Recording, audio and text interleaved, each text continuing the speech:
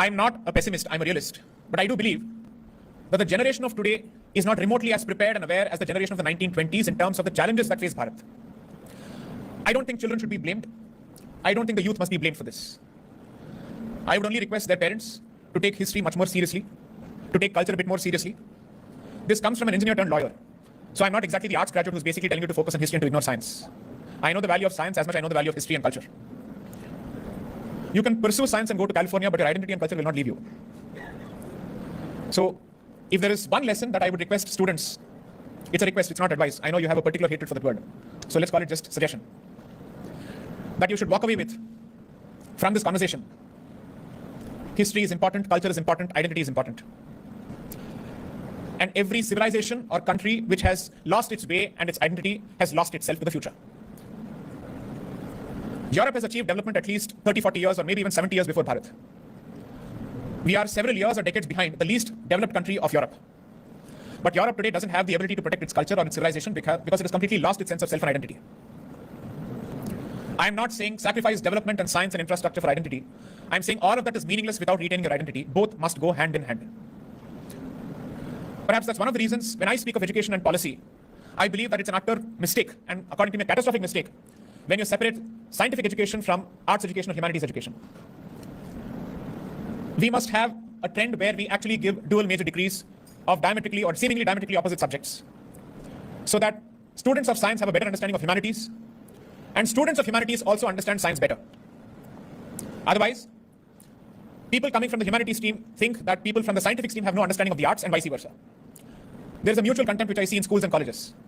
Those who are bad at mathematics but who understand arts are seen as poor students, and those who understand mathematics but don't understand arts are seen as people without taste in class. This is how education works, and ultimately when you grow into an adult, you will see its direct consequences when you realize you don't have the ability to make sense of the developments around you. Because you've been so keen on pursuing physics, chemistry, and mathematics that you don't understand, how do I make sense of the political, cultural, and national and international developments around me?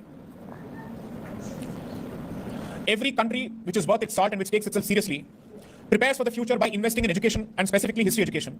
In my view, even after 78 years, we are far behind as far as that question is concerned, because we have taken forward the terrible education legacy of the colonizer without having an Indian education policy which speaks of Bharatiyata, which speaks of Bharat civilization and philosophy. We seem to have made a beginning, and we have started taking baby steps. Why have I suddenly started speaking about education when the conversation is supposed to be about partition horrors? Because you understand history primarily through your textbooks when you're in schools.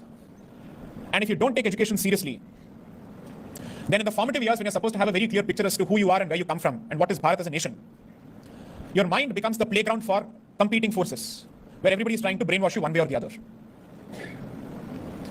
So, even in African countries, after colonization, rather decolonization or political independence, they've invested better in education policies than Bharat. Bharat doesn't need to look up to America, Singapore, or any other country for education policy on the aspect of history. It has a lot to learn from African countries, for God's sakes, such as Kenya, South Africa.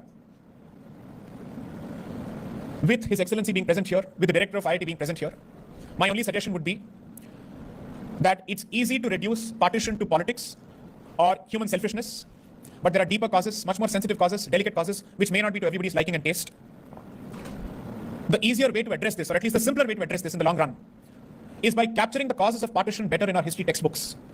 Because there's no point in trying to convince an adult if 20 years of his school education, college education have taught him otherwise. It's very difficult for them to overcome that barrier and the preconceived notion.